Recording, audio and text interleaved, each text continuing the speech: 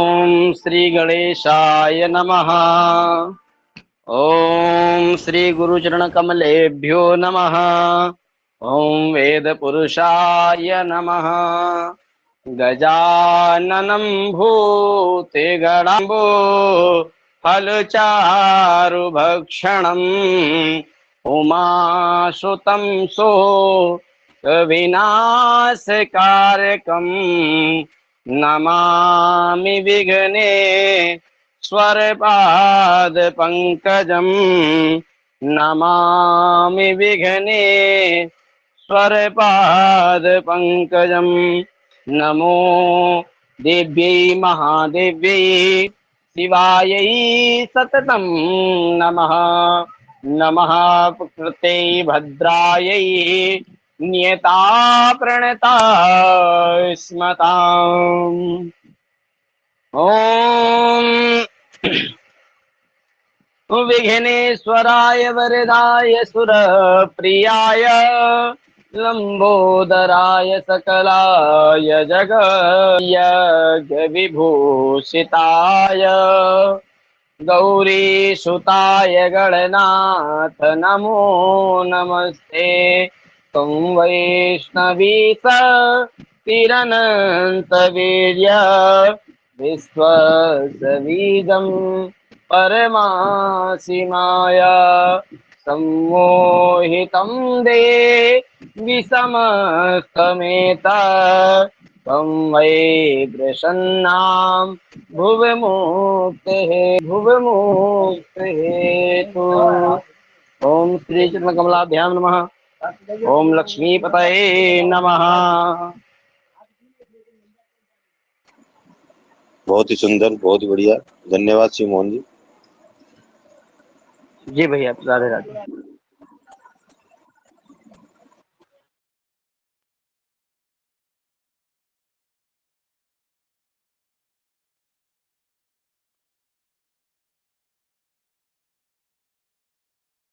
मेरी आवाज आप लोग सुन पा रहे हैं? जी गुरु जी। जी गुरुदेव।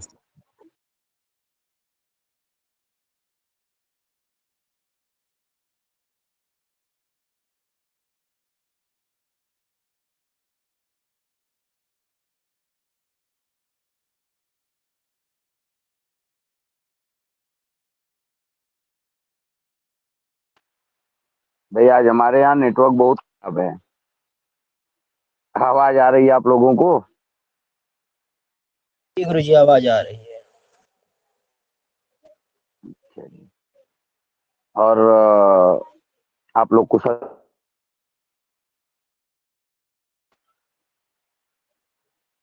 माँ भगवती से प्रार्थना कर कि आप सभी लोग कुशल और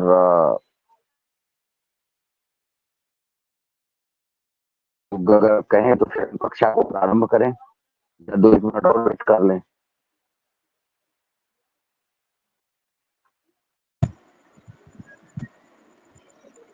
जी गुरु जी, प्रारंभ कीजिएगा सर। जी आरंभ करें गुरु जी। वाईफाई ऑन कर। 1 मिनट रुक, देखते हैं। मैं वाईफाई जरा से चालू देखता हूँ, अगर आवाज सही हो।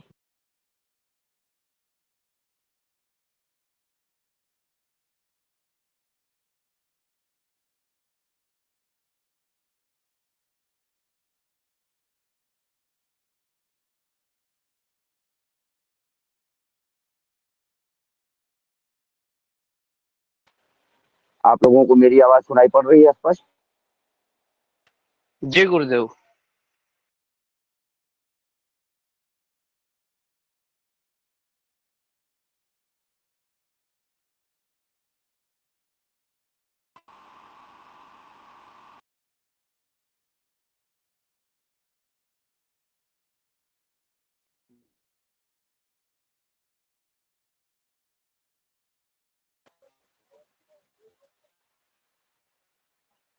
आवाज आ रही है?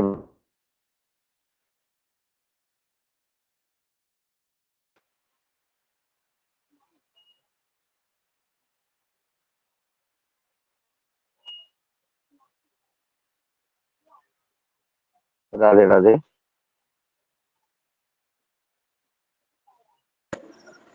आवाज नहीं आ रही है? जी गुरु जी आ रही है। कोई बोल ही नहीं रहा था, तो तुझे शायद आवाज नहीं आ रही है क्या? नहीं, बहुत बहुत कट के आ रही है गुरु जी आपकी आवाज। अभी भी कट के आ रही है कि अब कुछ सही हुई? अब पहले थोड़ा से ठीक बढ़िया है। है। अब बढ़िया है। जी गुरु जी।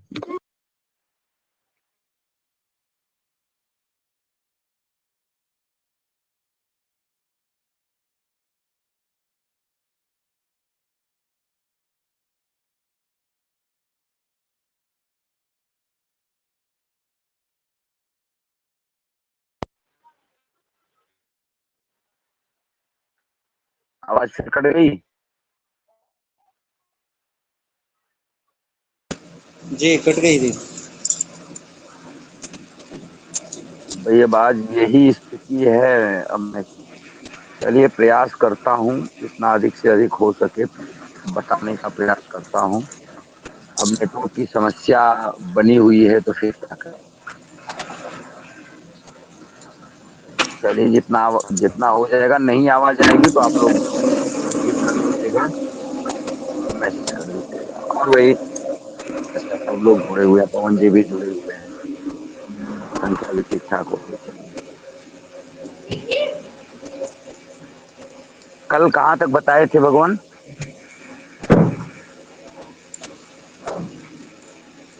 दूसरा स्कूल चल रहा था। अच्छा, दिक्सूल मैंने बता दिया था। आज कुछ बताने के लिए बोले हैं। अच्छा, उस गुरुदेव प्रकरण को पूरा कर दें। दीक्षु हाँ, उस प्रकरण को पूरा कर दे, कल जहां तक प्रकरण मैंने छोड़ा हुआ था।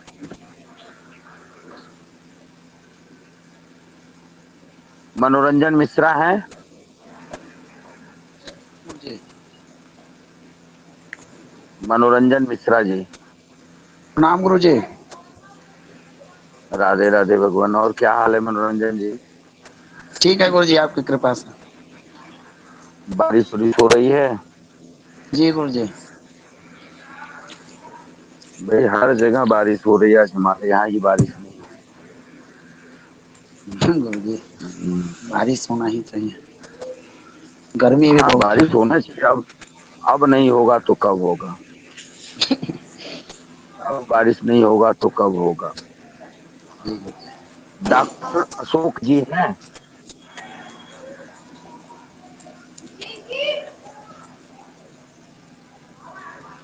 क्या नाम है? डॉक्टर अशोक शर्मा।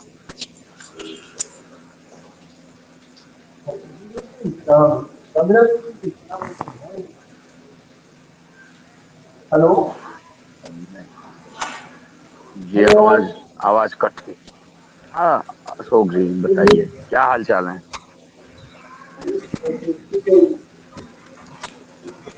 चलिए, आपकी आवाज कट के आ रही है। चलिए, मैं कक्षा शुरू करता हूँ। मैं कक्षा शुरू करता हूँ, आप लोग म्यूट करिए। अंत में फिर बात करेंगे। अगर किसी प्रकार की समस्या होगी तो एक बार इंगित करिएगा। फिलहाल कुछ बोलते रहेंगे तो मुझे लगेगा कि कक्षा आप लोगों को सुनाई पड़ रहा है। चलिए, कुछ विशेष चीजों को, पहले तो आप लोगों को एक चीज बता दूं। कल मैंने आप लोगों को बताया था, क्या पॉइंट नोट कराया था? बाम रवि, क्या नोट कराया था पॉइंट? जी गुरु जी, यही था। क्या बताओ, पढ़ो पूरा। जी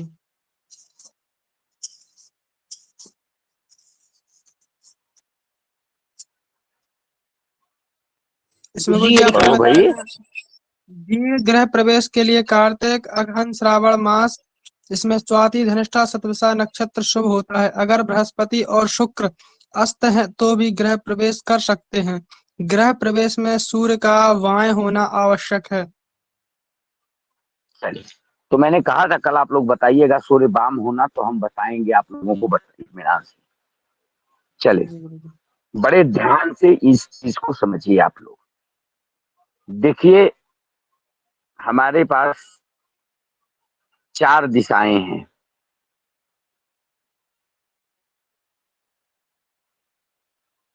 सूर्य का वाम होना अच्छे से समझ लीजिए आप।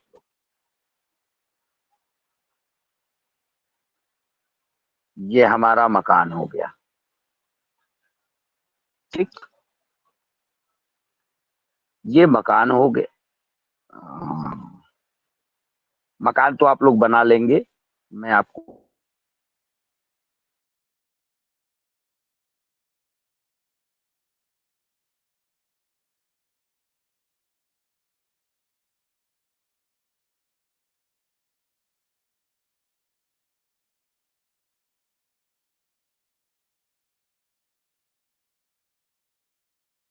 बोर्ड दिख रहा है आप लोगों को?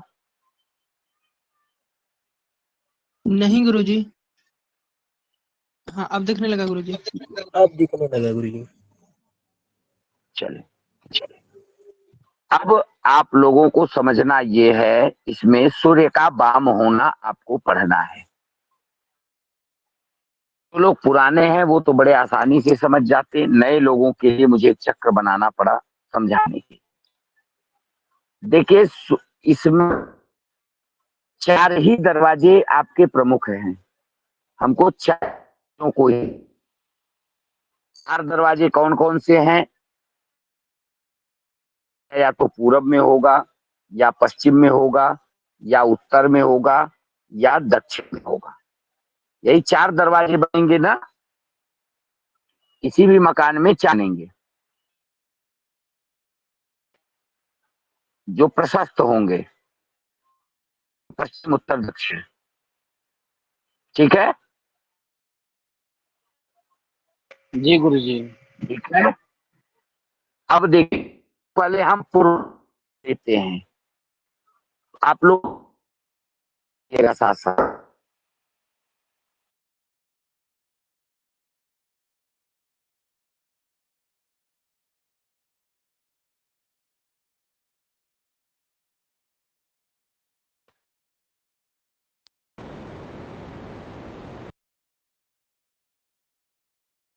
से 5 स्थान अगर सूर्य हो,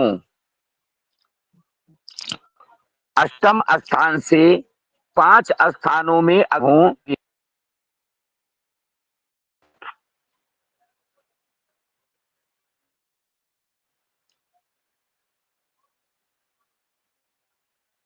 तो वाम रवि कहलाते हैं। पुनः बोल बात दीजिए गुरुदेव एक बार। पूर्व द्वार वाले मकान से अगर प्रवेश करना हो तो अष्ट 5 स्थानों पर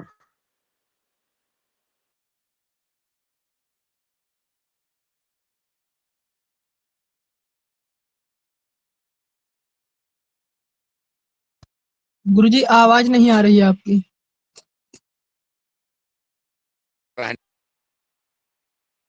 प्रवेश करना हो, पूर्व दिशा वाले मकान से प्रवेश करना हो, तो अष्टम स्थान से 5 स्थानों पर सूर्य के वाम रवि कहलाते हैं।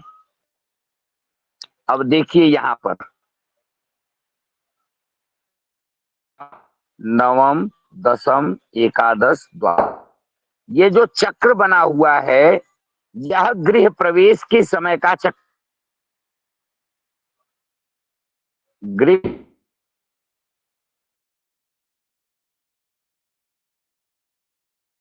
आवाज नहीं आ रही है गुरुदेव।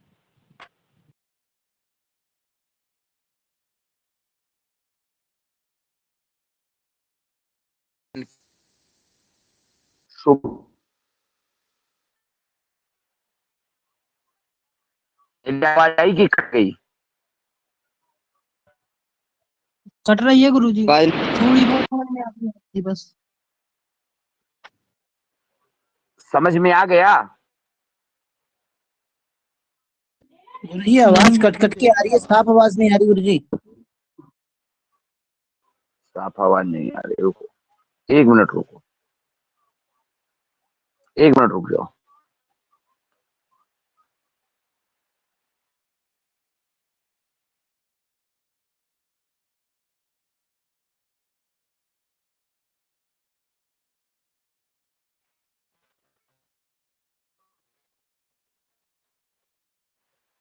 अब क्या हाल है? आ रही गुरुजी। अभी तो ठीक है गुरु जी। अभी ठीक है ना? चलिए देखते हैं, जब तक ठीक रहे तब तक देखते हैं, जब नहीं ठीक होगा तो फिर देखा जाएगा।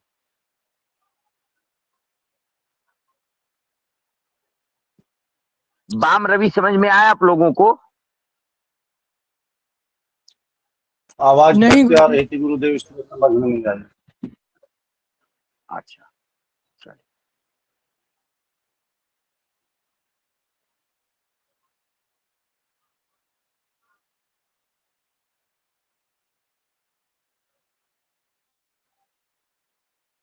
ये आपका जो बाहर वाला मैंने बनाया है, ये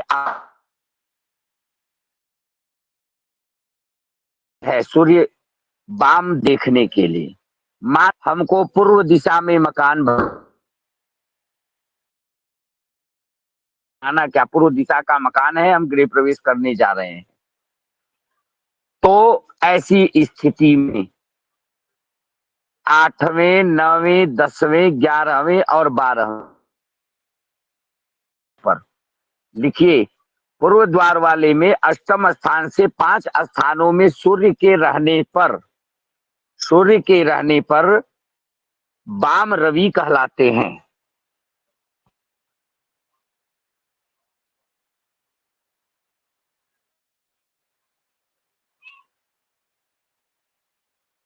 वाम रवि कहलाते हैं, ठीक है? जी गुरुदेव। गुरुजी 8 से अब लिखना है बात ना, करते, 8, 9, 10, 11, 12। हाँ, पूर्व द्वार वाले मकान में अष्टम से द्वादश स्थान तक 8, 9, 10, 11, 12 इन स्थानों में सूर्य के रहने से वाम रवि कहलाते हैं। जब केवल पूर्व दिशा का मकान है तब।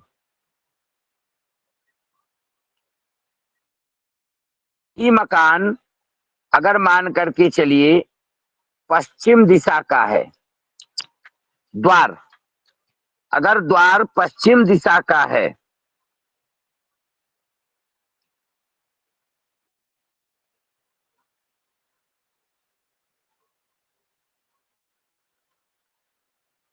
अगर पश्चिम द्वार का है, तब क्या करना है?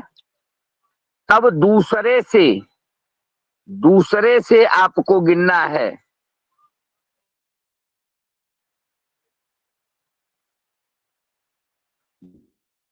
से 5 स्थानों में, अर्थात 2, 3, 4, 5, 6 इन स्थानों में अगर सूर्य है तो वाम रवि कहलाएगा। पूर्व में अष्टम से द्वादश और पश्चिम में सीधा उधर से इधर उलट दीजिए।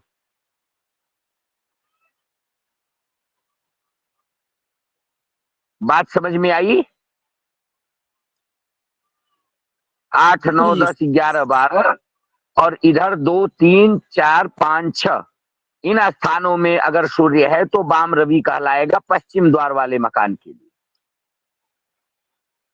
अब बात करते हैं हम लोग उत्तर द्वार। मान करके चलिए कि उत्तर द्वार वाला मकान है, उसमें गृह प्रवेश कराना है आपको। तब क्या करेंगे? उत्तर द्वार वाले मकान में फिर 11 से 5 स्थानों पर, अर्थात 11, 12, 1, 2 और 3, 1, 2, 3, 4, 5, 11, 12, 1, 2, 3 इन स्थानों पर सूर्य के रहने से वाम रवि कहलाएगा।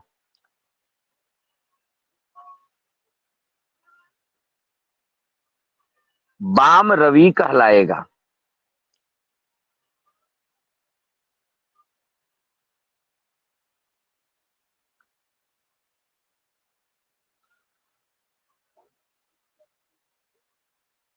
ठीक है भगवान? जी गुरुदेव। दक्षिण दिशा का अगर गृह प्रवेश करना है तो पांचवें स्थान से 5 स्थान अर्थात 1, 2, 3, 4 और 5, पांचवें से भाग्य भाव तक, पांचवें से 9वें स्थान तक वाम रवि कहलाएगा।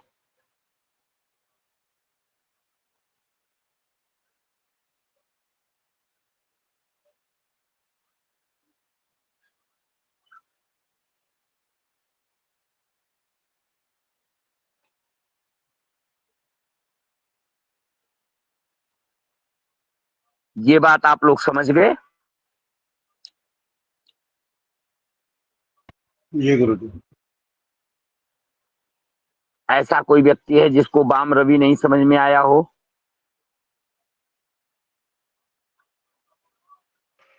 समझ में आ गया गुरुजी। बिल्कुल बिल्कुल, बहुत सुंदर। बस अगर ये समझ में आ गया तो फिर ये चैप्टर आपका पूरा हो गया। यहाँ पर वाम रवि विचार।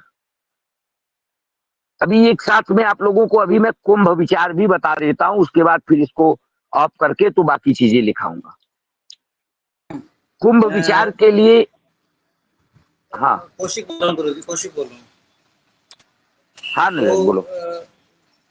गुरुजी कक्षा के बीच में मुझे अर्जेंट निकलना पड़ा है, इसलिए मैं इसको नहीं समझ पाया हूँ।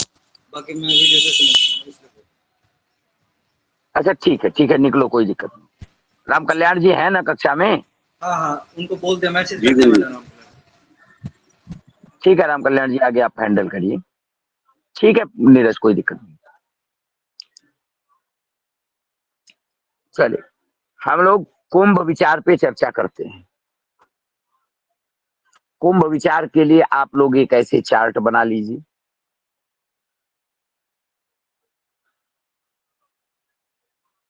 ऐसे आप लोग चार्ट बना लीजिए।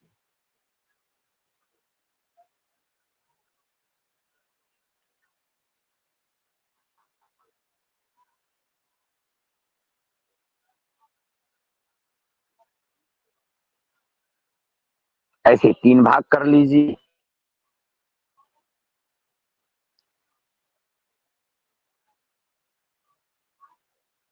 इसमें 9 स्थान बना लीजिए, 9 कॉलम करिए। 1, 2, 3, 4, 5, 6, 7। मान लो मुझे लिखना नहीं है इसलिए मैं इधर उधर कर लेता हूँ। आप लोग 9 कॉलम बनाइए। आप लोग इसमें 9 कॉलम कर लीजिए। ऐसे 9 भाग कर लीजिए आप लोग। 1, 2, 3, 4, 5, 6, 7, 8, 9। 9 कॉलम और 3।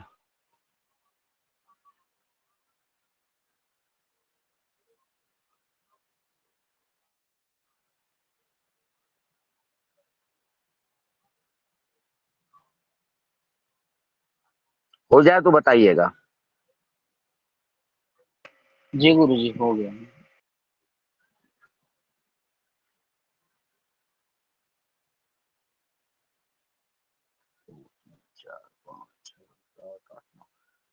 पहले वाले में सबसे ऊपर लिखिए मुख। मुख नहीं, पहले में मुख मत लिखिए, रुकिए, इसको स्पष्ट करके बताऊं तब समझ में आएगा। पहले वाले में आप लोग लिखिए स्थान। पहले में लिखिए स्थान। था है भाई, लिखने में थोड़ा सा दिक्कत हो गया होगा। पहले वाले में लिखिए स्थान। उसके नीचे लिखिए नक्षत्र।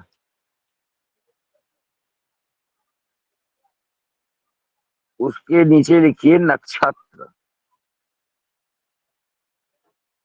और उसके नीचे लिख लीजिए आप लोग फल।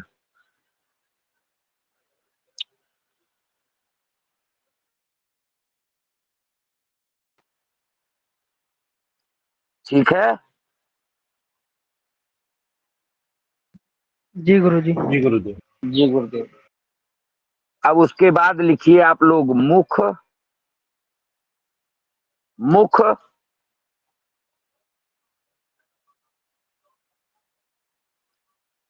पूर्व, दक्षिण, पूर्व दक्षिण,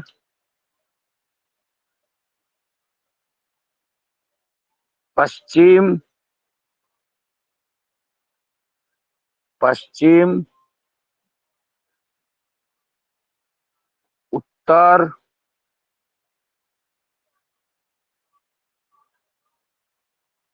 गर्भ, गुदा और कंठ। स्थान में लिखिए मुख, पूर्व, दक्षिण, पश्चिम, उत्तर, गर्भ, गुदा गुदा और कंठ।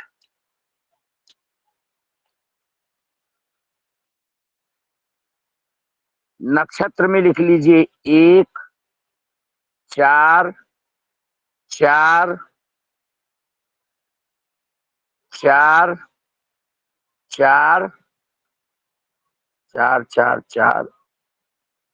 फिर गर्भ में भी 4 ही है, फिर 3 और फिर 3।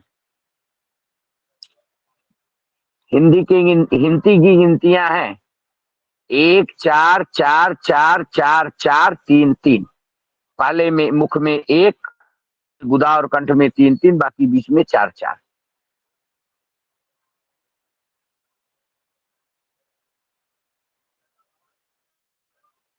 फल में भी लिख लीजिए आप लोग। आवाज आ रही है ना? जी गुरुजी आ रही है। आ रही है गुरुजी। हाँ, मुख में लिखिए अग्निदाह, मुख में अग्निदाह। पूर्व में लिखिए उद्वाह,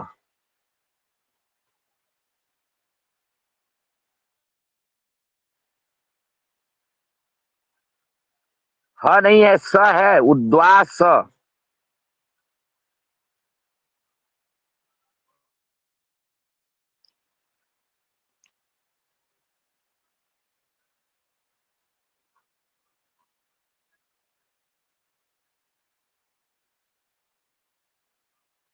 हो गया? जी गुरुजी। जी गुरुजी। दक्षिण, दक्षिण में लिखिए लाभ, दक्षिण में लाभ। पश्चिम में लिखिए लक्ष्मी,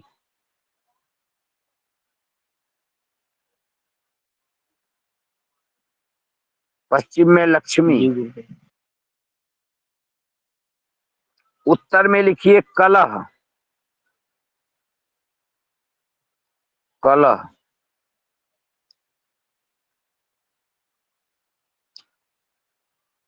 गर्भ में लिखिए विनाश, विनाश। आगे नहीं लिख पाएंगे क्योंकि जगह हमारे में शार्ट है, आप लोगों को बता देते हैं। और इन दोनों में गुदा और कंठ में स्थिरता, स्थिरता, स्थिरता। आप लोग अपने से लिख लिए स्थिरता। स्थान, नक्षत्र, फल, मुख, पूर्व, दक्षिण, पश्चिम, उत्तर, गर्भ, गुदा और कंठ। नक्षत्र 1, 4, 4, 4, 4, 4, 3, 3। फल में अग्निदाह, उद्वास, लाभ, लक्ष्मी, कलह, विनाश और इस दोनों में स्थिरता। गुदा और कंठ में दोनों में स्थिरता, स्थिरता फिर स्थिरता।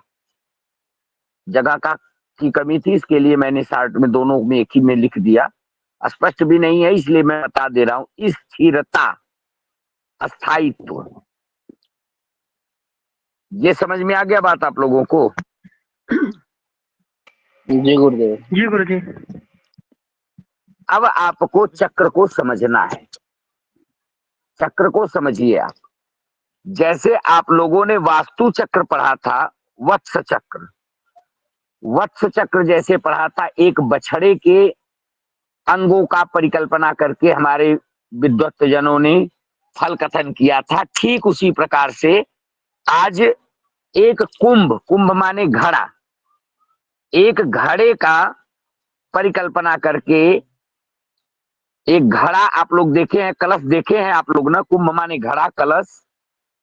जी गुरुजी। जी गुरुदेव। तो वही कलश में 27 नक्षत्रों को बैठा दिए हैं और उसी के अनुसार उन्होंने फल कथन कर दिया है। करना वही है, सूर्य नक्षत्र से गृह प्रवेश वाली, लिखिए उसके नीचे, सूर्य नक्षत्र से, सूर्य नक्षत्र से गृह प्रवेश वाली नक्षत्र का, नक्षत्र तक, सूर्य नक्षत्र से गृह प्रवेश वाली नक्षत्र तक गणना करने पर, गणना करने पर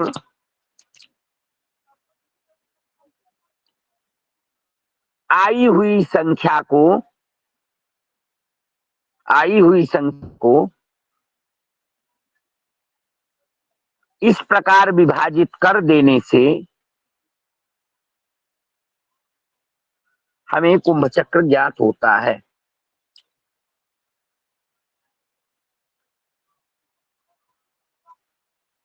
या ऐसे लिख, उसको अपने हिसाब से भी लिख सकते हैं। सूर्य नक्षत्र से चंद्र नक्षत्र तक गणना करने पर, गणना करके जो संख्या हमें प्राप्त होती है, इस कथन कर सकते हैं। जैसे अब संख्या बैठ जानी चाहिए, इसमें शुरू के 5 नक्षत्र त्याज्य हैं, उसके बाद 8 नक्षत्र ग्राह्य हैं, फिर 8 नक्षत्र त्याज्य हैं और फिर 6 नक्षत्र ग्राह्य हैं।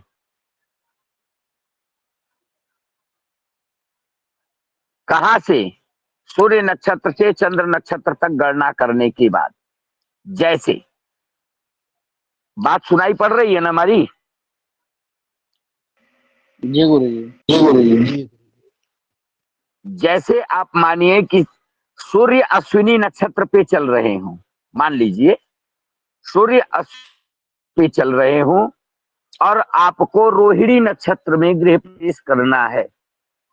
सूर्य अश्विनी नक्षत्र में हो और आपको रोहिणी नक्षत्र में गृह प्रवेश करना है, तो आप क्या करेंगे? अश्विनी नक्षत्र से गणना शुरू करिए। अश्विनी, भरणी, कृत्तिका, रोहिणी, चौथी नक्षत्र मिल रही है। अश्विनी से भरणी, अश्विनी से रोहिणी चौथी नक्षत्र मिल रही है। तो क्या करेंगे? यहां पर एक निकल गया और उसके बाद चौथी नक्षत्र है, अश्विनी, भरणी, कृत्तिका, रोहिणी, चौथी नक्षत्र है। वह नक्षत्र किसके अंतर्गत आएगी? के अंतर्गत आएगी। इसमें हमें गृह प्रवेश करना सुभद नहीं होगा। भाई बात समझ में आई नहीं आई हो फिर से पूछो, बताएं। आ एकदम रही है बेहिचक बोलो। गुरुजी, एक बार बताइए। एक बार फिर से बता देना, हमें भी लग रहा है कि एक बार फिर से बताना होगा। आप लोग कोई एक नक्षत्र उठाइए, कोई एक नक्षत्र उठाइए। मान लो सूर्य किस नक्षत्र पे चल, किसी नक्षत्र पे सूर्य को बैठा लीजिए, किसी नक्षत्र पे बैठाइए। मघा नक्षत्र गुरुजी। चलिए, मान लिया हमने सूर्य मघा नक्षत्र में है और आपको जिस दिन गृह प्रवेश कराना है उस दिन उत्तरा भाद्रपद नक्षत्र है। तो अब मघा से उत्तरा भाद्रपद तक गिनिए कितनी संख्या मिल रही है? मघा पूरा 1 2 3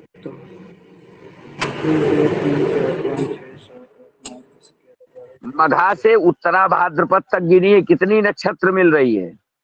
गुरुजी 17। है?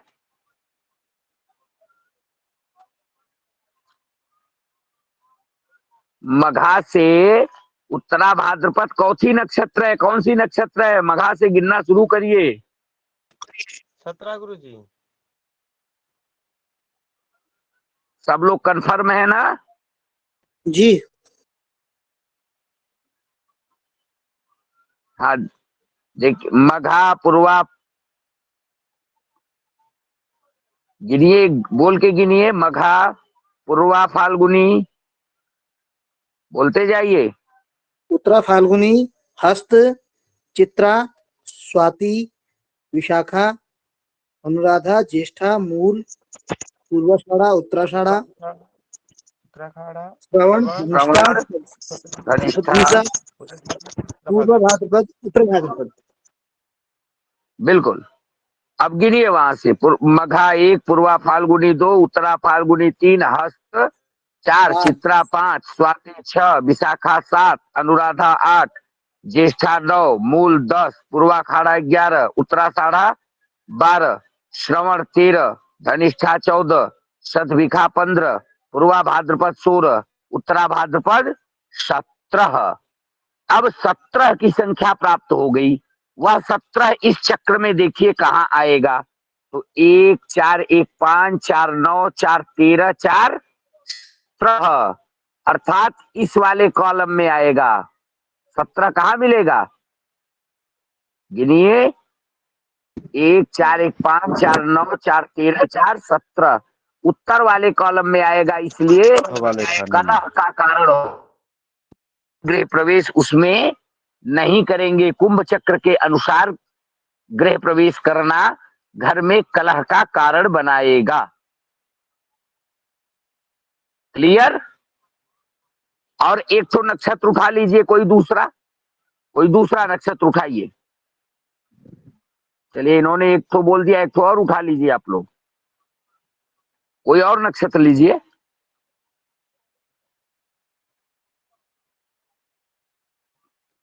हस्त। बोलिए भाई। चलिए, हस्त क्या है? हस्त में सूर्य है, सूर्य नक्षत्र हस्त है कि हस्त में गृह जी प्रवेश कर रहे हैं? गुरु जी, हस्त में सूर्य है। हस्त में सूर्य है। गृह प्रवेश किस में करना है? पुख्य में। चलिए, अब हस्त से पुख्य को गिनना शुरू करिए। हस्त से गिनिए।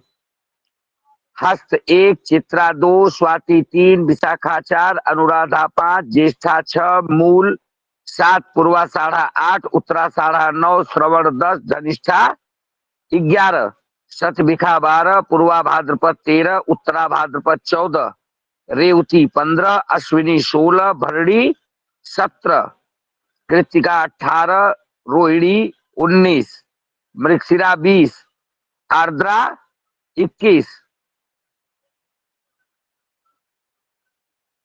सही चल रहा है ना? जी गुरु जी। 22 23 23वीं नक्षत्र आ रही है। फिर से आप लोग गिन लीजिए। मेरे ख्याल से 23वीं नक्षत्र आर्द्रा पुनर्वसु पुख्य सही है। नक्षत्र है। उस 23 की संख्या को इसमें गिनिए। 4 1 5 9 4 13 4 17 4 21, यहां तक खत्म हो गया। 23 गुदा भाग में आएगा, अर्थात स्थिरता रहेगी। स्थिरता रहेगी, इसलिए गृह प्रवेश किया जा सकता है। ठीक है, क्लियर? बात समझ में आ गई सबको? जी गुरु जी। अभी भी देख लीजिए। अभी हम इसको हटा देंगे तो फिर मत कुछ कहिएगा, इसलिए अभी पूछ रहे हैं। किसी को नहीं समझ में आया तो एक आध उदाहरण और लिया जाए।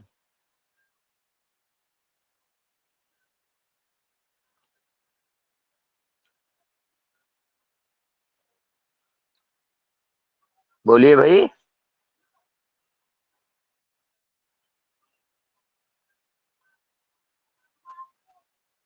सबको समझ में आ गया? जी गुरु जी। आ गया। चलिए, बहुत सुंदर। फिर हम आगे ही बढ़ते हैं। अब गुरुजी, सूर्य नक्षत्र कैसे लेंगे गुरुजी? गृह प्रवेश करने के लिए ये तो हो गया, चंद्र नक्षत्र हमको देखना है। और जिस नक्षत्र से ये बना हुआ है ना गुरुजी, ये सूर्य नक्षत्र होगा। आप बात को स्पष्ट करिए। आपकी बात हम समझ नहीं पा रहे हैं। आप कहना क्या चाह रहे हैं? गुरुजी, ये सूर्य नक्षत्र जो बता रहे हैं गुरुजी, हम्म। ये आने का जो नक्षत्र हुआ या फिर जातक नक्षत्र हुआ गुरुजी? जिस नक्षत्र पे सूर्य होता है वह सूर्य नक्षत्र कहा जाता है। आप म्यूट करिए। जिस नक्षत्र पे सूर्य रहेगा वह सूर्य नक्षत्र कहा जाएगा। और जो दैनिक नक्षत्र आपके उस कॉलम में पंचांग में दिया रहता है वह चंद्र नक्षत्र या नक्षत्र कह सकते हैं, दोनों कह सकते हैं। तो सूर्य नक्षत्र, जिस नक्षत्र पे सूर्य रहे उसे सूर्य नक्षत्र कहा जाता है। अब आप जानना चाहेंगे कि गुरुजी सूर्य नक्षत्र देखते कैसे हैं?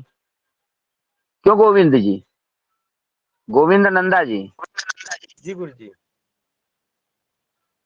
वत्स चक्र बता रहे थे तो आप कक्षा में थे कि नहीं? नहीं, हो गया, समझ गए गुरुजी। अच्छा, बस ठीक है। तो सूर्य जिस नहीं है तो फिर एक बार बता देते हैं। पंचांग में शुरू में बाकी चीजें दी रहती हैं, पीछे जो उसकी विवरण तालिका होती है, विवरण तालिका में जब आप देखेंगे तो एक गोला बना करके एक छोटी सी उसमें बिंदी रहती है, बिंदी के आगे लिखा रहता है आर्द्रा भे सूर्य, श्लेखा भे सूर्य, हस्ते भे सूर्य, ऐसा लिखा रहता है। तो जहां लिखा रहता है जिसपे सूर्य रहेगा वह उस तालिका में आपको स्पष्टता मिल जाएगा। ठीक है भगवान? ठीक है। अभी किसी को इसमें कोई शंका हो तो एक बार पूछ लें, नहीं तो फिर मैं आगे विचार शुरू करूं।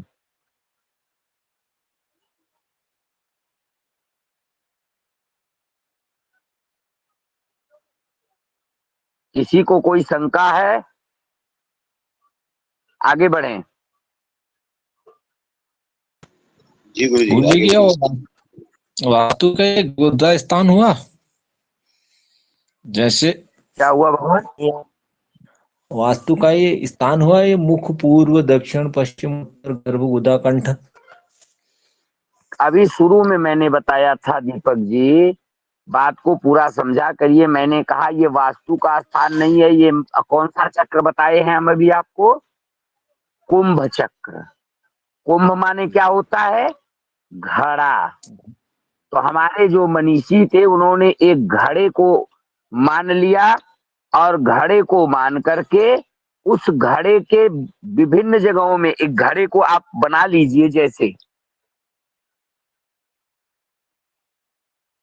जी, ये मान के चलिए एक ऐसे ही आर्टिफिशियल बना देते, ये आपका घड़ा हो गया, ये आपका घड़ा हो गया पूरा।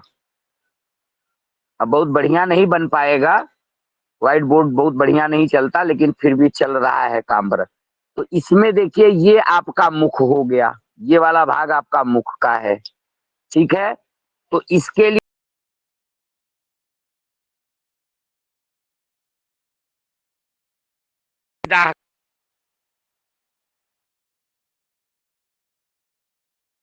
अब इसमें तो चारों दिशाएं, घड़ा की तो चारों दिशाएं होगी। एक जो घड़ा का पूर्व दिशा हो गया, पश्चिम दिशा हो गया, घड़ा का फिर इधर से एक तरफ से उत्तर हो गया, एक तरफ से घड़े को रखेंगे तो घड़े का चारों दिशा में, घड़े का तो चारों दिशा आएगी।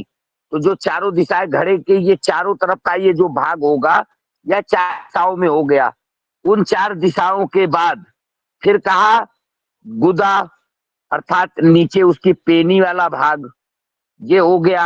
और गुदा के बाद कंठ हो गया, ये जो ये वाला भाग है। और गर्भ का मतलब ये बीच वाला जो भाग है जिसके जिसके अंदर जल समाहित रहता है उसको गर्भ कहेंगे।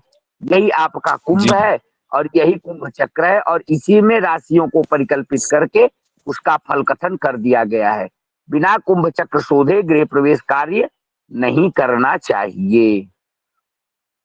ठीक है भगवान? अब एनी डाउट? जी गुरु जी, बिल्कुल डाउट धन्यवाद।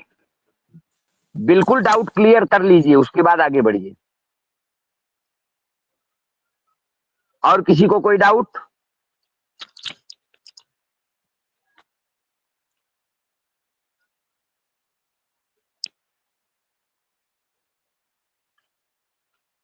अरे नहीं है तो एक लोग बोल दो, अब कोई डाउट नहीं है गुरुजी, आगे बढ़िए। जी गुरुजी, आगे बढ़ाया जाएगा कक्षा को। जी गुरुजी, आगे बढ़िए। चलिए ठीक, हम लोग आगे चलते हैं। अब चल, अब हम लोग कल क्या क्या पढ़ लिए थे भगवान? कल हमने मास पढ़ा था, और क्या पढ़ा था? कल गुरुजी सबसे लास्ट में दिग्सूल पढ़ा था गुरुजी। लास्ट में मत बताओ, सब बताओ ना, क्या क्या पढ़ा था कल? मैंने क्या पढ़ाया था? महीना पढ़ा दिया था, किन किन जी महीनों में गुरुजी। करना उचित है? जी, नक्षत्र विचार, नक्षत्र, तिथि तिथि, और वार वार। विचार। एक लोग बोले नक्षत्र हो गया था, तिथि वार। तिथि हो गया था, वार। हाँ, कल वार में, हाँ, वार के बारे में कल पूरा नहीं हुआ था, उसी के बाद कल मैंने बंद कर दिया था। उसके बाद तब तक दिक्सूल का मैटर आ गया, फिर दिक्सूल पढ़ाने लगे। चलिए, वार दिवस एक बार आप लोग दिन के बारे में आप लोग पुनः लिख लीजिए।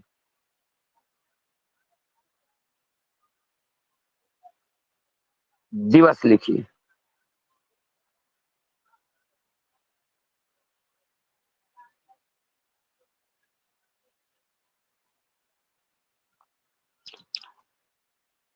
दिवस में एक चीज का ध्यान रखना है हमें, जिस दिवस में हमें गृह प्रवेश करना है वह रविवार और मंगलवार न हो।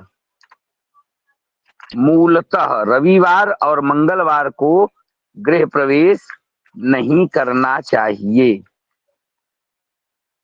कुछ विभिन्न बातें और भी आती हैं, कुछ और विभिन्न बातें आती हैं। प्रत्येक दिनों के अनुसार, प्रत्येक दिनों का अपना अपना फल होता है। उन फलों के अनुसार कहा जाता है, अगर हम रविवार के दिन गृह प्रवेश करते हैं तो बुरा और अशुभ फल प्राप्त होता है। रविवार के दिन अगर गृह प्रवेश करते हैं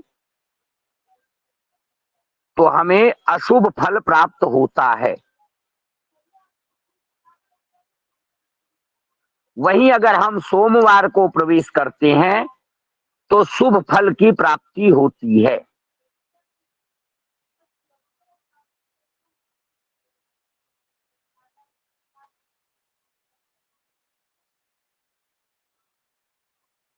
मंगल का स्वभाव उग्र है, जिसके कारण मंगलवार को जब हम गृह प्रवेश करते हैं तो स्वभाव में उग्रता आती है, परिवार के सदस्यों के बीच में उग्रता आती है, कलह का वातावरण बनता है। इसलिए मंगलवार को त्याग देना चाहिए।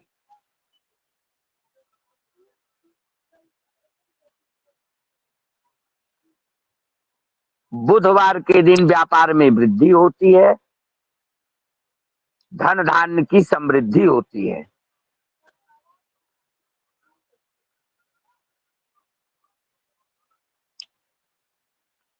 गुरुवार के दिन अगर हम गृह प्रवेश करते हैं तो घर में सुख समृद्धि बनी रहती है।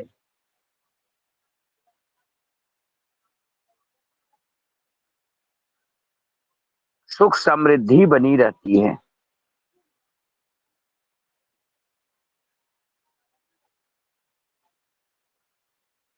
शुक्रवार के दिन अगर हम गृह प्रवेश करते हैं तो घर में ऐश्वर्य की वृद्धि होती है।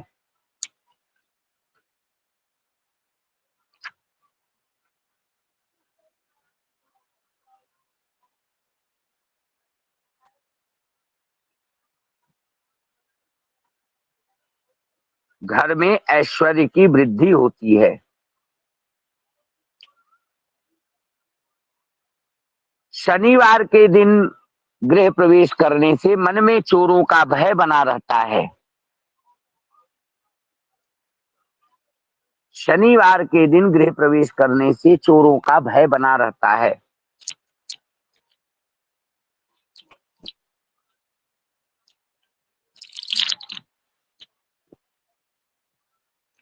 शत्रुओं का भी खतरा बना रहता है। शत्रु भी हावी हो जाते हैं, हावी रहते हैं। शनिवार को गृह प्रवेश कराने से शत्रुओं का भी मन बढ़ता है और शत्रु हावी रहते हैं।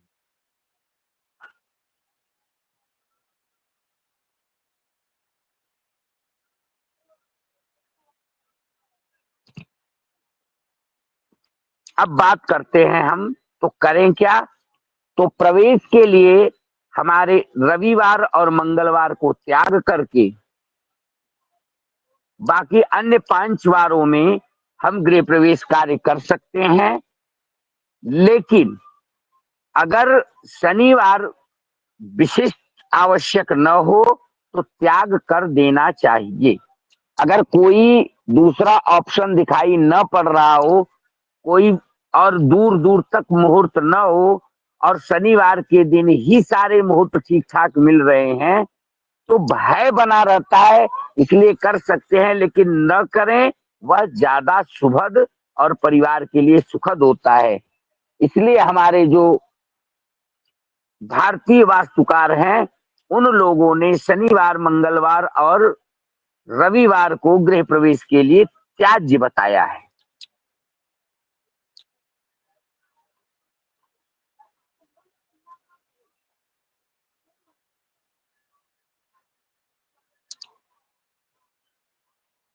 ठीक है भगवान?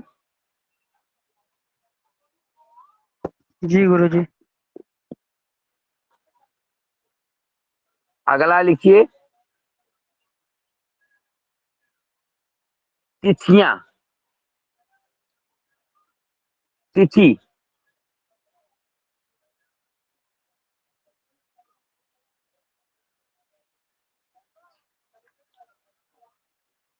तिथि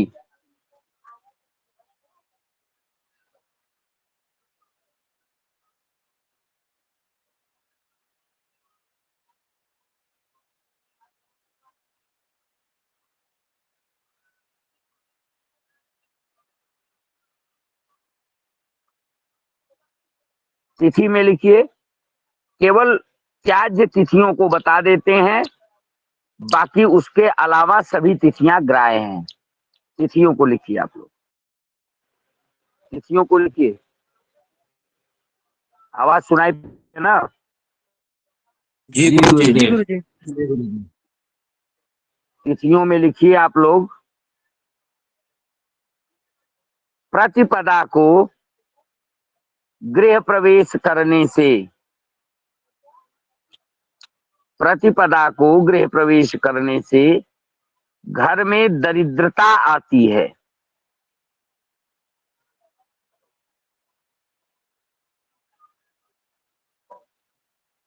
प्रतिपदा को प्रवेश करने से घर में दरिद्रता आती है।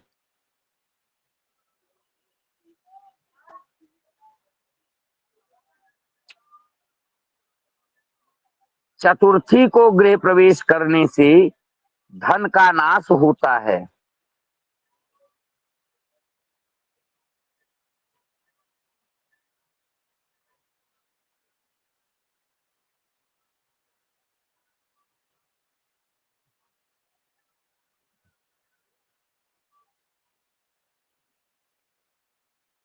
अष्टमी को गृह प्रवेश करने से उच्चाटन होता है, मन उचटता है, मन नहीं लगता।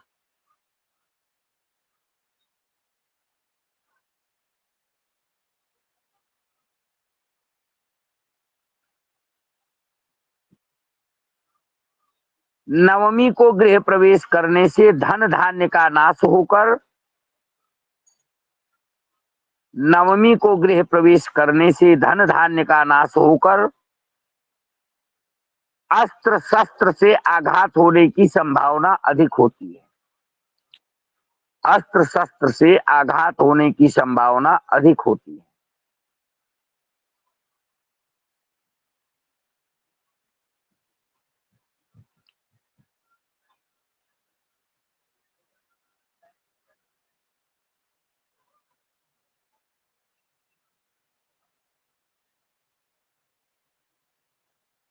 चतुर्दशी को गृह प्रवेश करने से संतान और घर में स्त्री वर्ग का नाश होता है।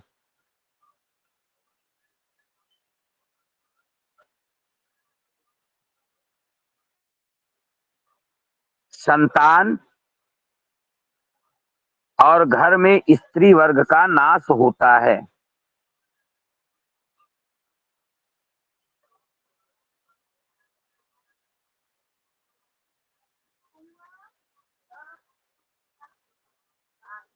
ठीक है, जी गुरुजी। ठीक है। अमावस्या को गृह प्रवेश करने से सरकार की तरफ से परेशानियां मिलती हैं। झूठ झपाट मुकदमा इत्यादि में फंस करके या सरकार की तरफ से परेशानियों का सामना करना पड़ता है।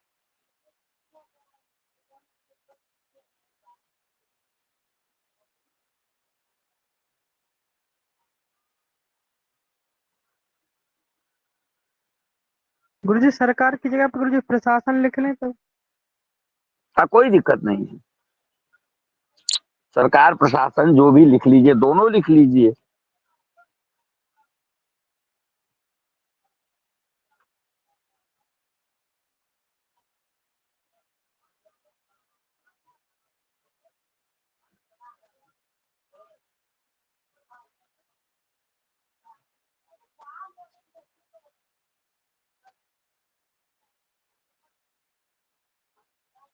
गुरुजी इसमें प्रतिपदा, चतुर्थी, अष्टमी, नवमी, चतुर्दशी गुरुजी किसी भी पक्ष की हो?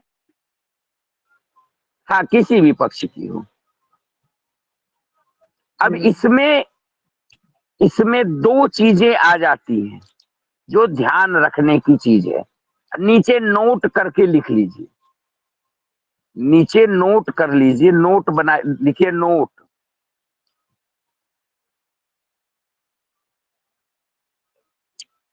नोट में लिखिए, अगर दक्षिण मुख वाला मकान हो, अगर दक्षिण मुख वाला मकान हो तो उसमें आप प्रतिपदा को ग्राह्य कर सकते हैं।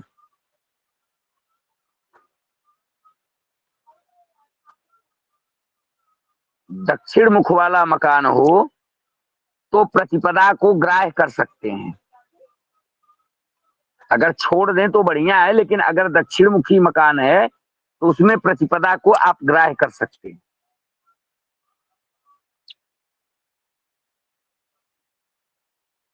कर सकते हैं मतलब ये नहीं है कि करिए। अगर बाकी नहीं मिल रहा है, दक्षिण मुखी मकान है और प्रतिपदा को ही मुहूर्त मिल रहा है, तो आप प्रवेश करिए, दरिद्रता संबंधित कोई परेशानी नहीं आएगी।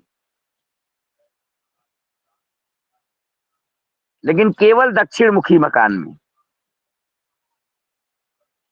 अगर उत्तराभिमुखी मकान हो, अगर उत्तराभिमुखी मकान हो तो अष्टमी को ग्राह्य कर लेना चाहिए। तो अष्टमी को ग्राह्य कर लेना चाहिए। उसमें उच्चाटन आदि की समस्या नहीं रहेगी। मन उच्चाटित नहीं होगा, घर में मन लगेगा, मन में एकाग्रता रहेगी। लेकिन केवल उत्तर मुखी मकान है, उसमें प्रवेश करना है तो अष्टमी को आप ग्राह्य कर सकते हैं।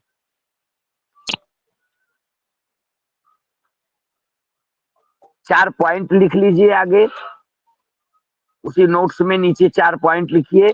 पॉइंट नंबर 1,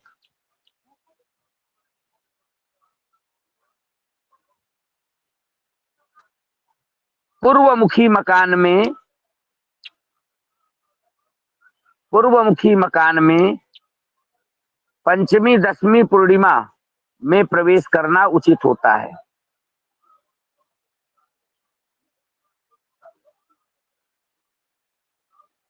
पूर्वाभिमुखी मकान में पंचमी, दसवीं और पूर्णिमा को प्रवेश करना उचित होता है।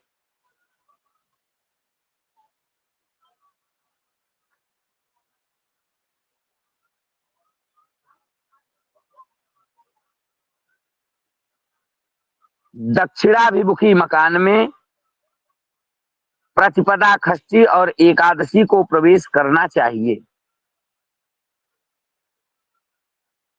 दक्षिणाभिमुखी मकान में प्रतिपदा, षष्ठी और एकादशी को प्रवेश करना चाहिए।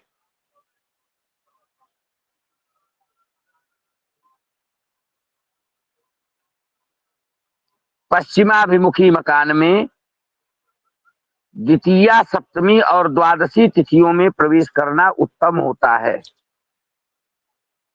द्वितीया, सप्तमी और द्वादशी तिथियों में प्रवेश करना उत्तम होता है।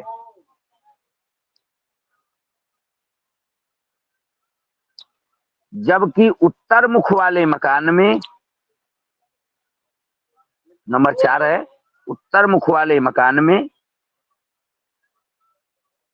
तृतीया, अष्टमी और त्रयोदशी तिथियों में प्रवेश करना शुभ होता है। तृतीया, अष्टमी और त्रयोदशी तिथियों में प्रवेश करना शुभ होता है। ये पश्चिमामुखी वाले मकान में क्या होता है? पश्चिमाभिमुखी मकान वाले में द्वितीया, सप्तमी और द्वादशी तिथियों में गृह प्रवेश करना शुभ होता है।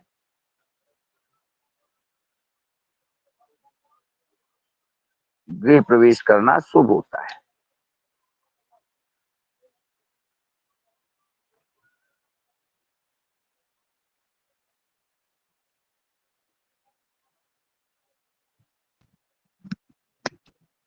ये तो गुरुजी वही है ना गुरुजी, जो आपने शुरुआत में बताया था, नंदा, भद्रा, जया और पूर्णा तिथियां। बिल्कुल बिल्कुल बिल्कुल। केवल गुरुजी रिक्ता तिथि को छोड़ दिया गया है ना? हाँ, रिक्ता तिथि को छोड़ दिया।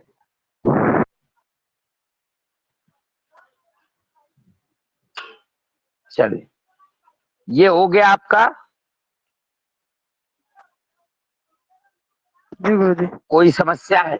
इतने में कोई समस्या है किसी को?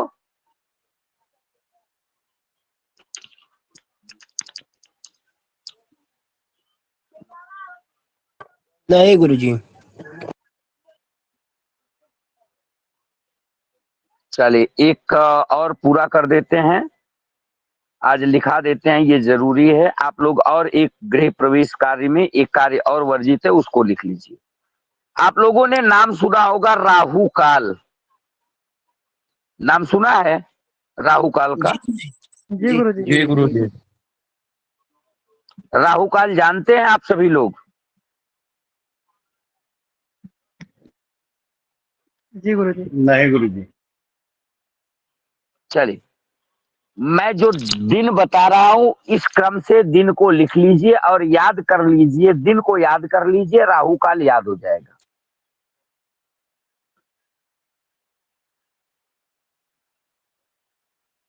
दिन लिखिए।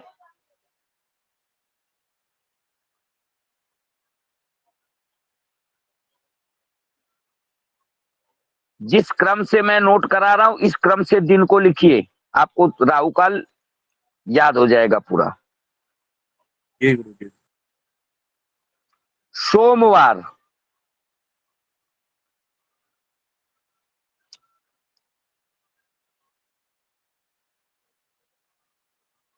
शनिवार,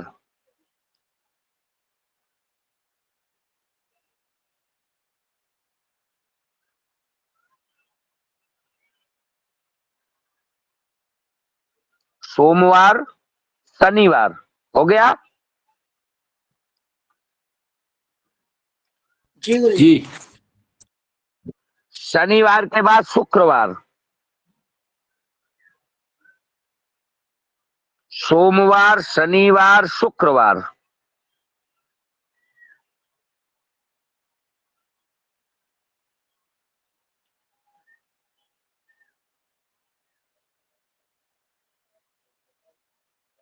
शुक्रवार के बाद लिखिए बुधवार,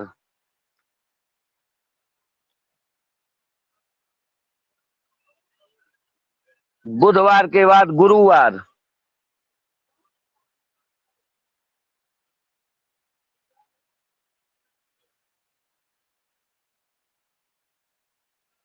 मंगलवार, रविवार।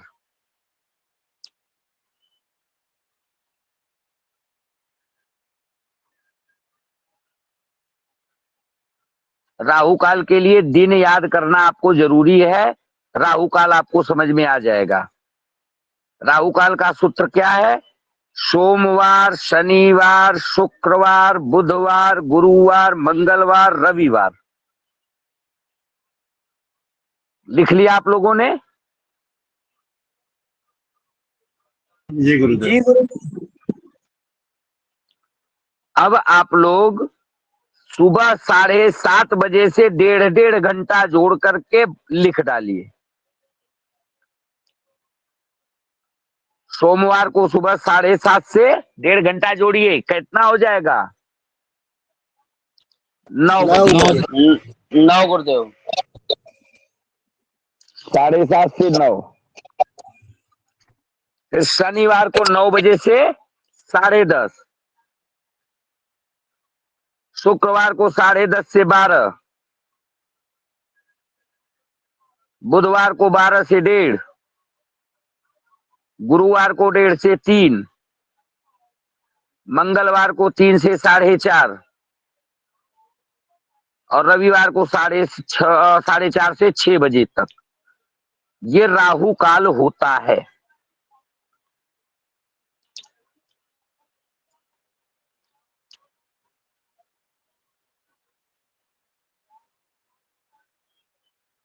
राहु काल में गृहारंभ, गृह प्रवेश और वास्तु शांति निषिद्ध है।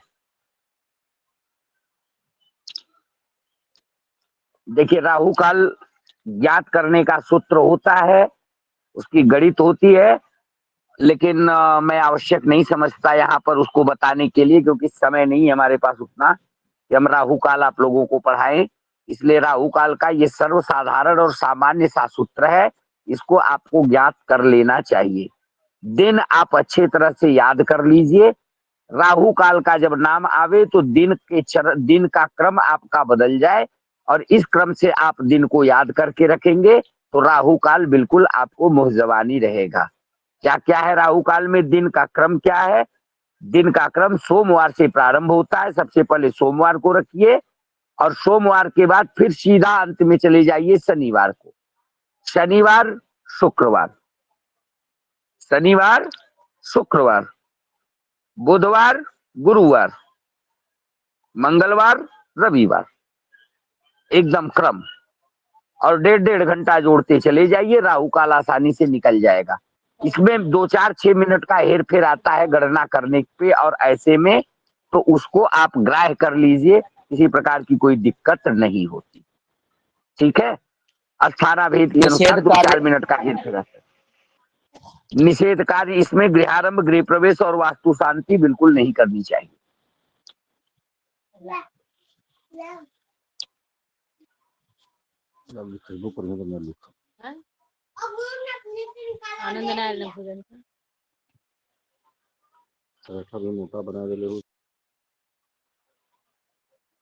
चले, आज समय हमारे ख्याल से बहुत अधिक हो गया, और 9:40 हो गए। कक्षा का समय हमारे भी अब धीरे धीरे समाप्ति की तरफ है। 15-20 मिनट का समय है। अगर किसी को कुछ सत्यनारायण कथा पूछना पढ़ है, सकते हैं गुरुजी? हाँ, बाकी भाई ये सब बड़ी पूजा की बात है। गृह प्रवेश, गृहारंभ, मूर्ति की स्थापना, वो अभी आपके शांति कर्म वगैरह में आते हैं। ये सब चीजें जो बहुत प्रमुख कर्म है, ये सब चीजें नहीं करना चाहिए। और सत्यनारायण भगवान का कथा, पूजा, ये सब इनके लिए जो राहु काल को निषिद्ध करते हैं, अब उनको हम कौन सी संज्ञा दे, जाने दीजिए, कहेंगे नहीं किसी को कुछ। लेकिन राहु काल पूजा पाठ और बाकी कर्मों के लिए नहीं, ये सब जो प्रधान कार्य है इनमें राहु इसको देखा जाता है, अन्य कर्मों में नहीं। ठीक है? किसी को कोई कुछ प्रश्न पूछना है तो रेज हैंड कर सकता है। शिव मोहन जी बोलिए।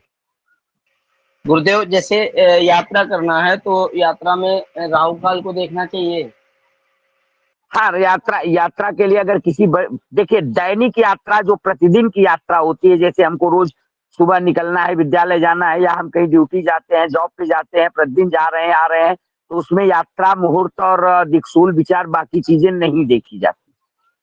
किसी विशेष कार्य में, किसी बड़ी यात्रा पे निकल रहे हैं, हम जा रहे हैं, अब कई साल के बाद घर आए, मुझे निकलना है, अब आएंगे 1 साल, 2 साल, 3 साल के बाद घर लौटना है, तो उस समय राहु काल की गणना आप कर सकते हैं।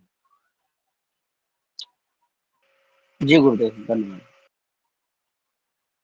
ठीक है, श्याम सुंदर पारिक जी। जी गुरु जी प्रणाम। राधे राधे भगवान। गुरु जी मैं पूछ रहा था, जो अपन सूर्य वाम देखते हैं तो उसमें कुंडली कौन सी लेंगे गुरु जी? वो सूर्यदेव वाली कुंडली लेंगे कि या प्रवेश के समय जो लगन हो उस लगन कुंडली बना के देखेंगे? गृह प्रवेश के समय जिस लग्न में आप प्रवेश करने जा रहे हैं वहां आपको पंचांग इत्यादि में मिल जाता है कि अमुक लग्न में गृह प्रवेश करना है, उस लग्न की कुंडली बनाइए और उस लग्न के अनुसार आप सूर्य वाम देख लीजिए। जी धन्यवाद गुरु जी।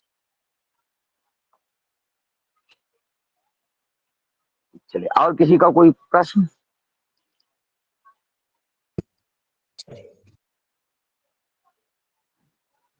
श्रीधर त्रिपाठी जी बोलिए। गुरु जी प्रणाम। राधे राधे भगवान। गुरु जी ये रविवार को अगर सर्वार्थ सिद्धि योग रहे तो गुरु जी कर सकते हैं कि नहीं गुरु जी? नहीं कर सकते रविवार को, बिल्कुल। रविवार मंगलवार तो बिल्कुल नहीं कर सकते। रविवार मंगलवार गृह प्रवेश बिल्कुल नहीं करना है। शनिवार के दिन आप एक बार कर सकते हैं। योग मुहूर्त नक्षत्र लग्न इत्यादि ये सब ठीक हो तो आप कर सकते हैं, लेकिन रविवार और मंगलवार को कतई नहीं करना है। चाहे सभी योग ही उस दिन मिल रहे हो, लेकिन अकेले रवि और मंगल ही वह योग पैदा कर देता है कि आपको नहीं करना है।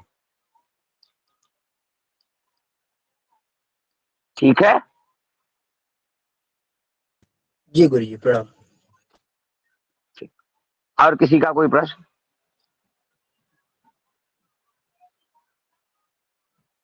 भाई मन में शंका हो तो आप पूछ लीजिए। देखिए हाँ ठीक है बेहतर। अभिषेक कुमार पांडे जी बोलिए भगवान। जी गुरु जी नाम है अभिषेक कुमार पांडे आजमगढ़ से। जी अभिषेक जी बोलिए। गुरु जी मेरा ये प्रश्न था कि जैसे वत्स मतलब वत्स देखते हैं और ये देखते हैं कुंभ देखते हैं, दो चीज देखते हैं, दोनों में अंतर थोड़ा बता देते हैं क्या है? वत्स चक्र देखते हैं गृहारंभ में, कुंभ चक्र देखते हैं गृह प्रवेश में। जी गुरु जी धन्यवाद।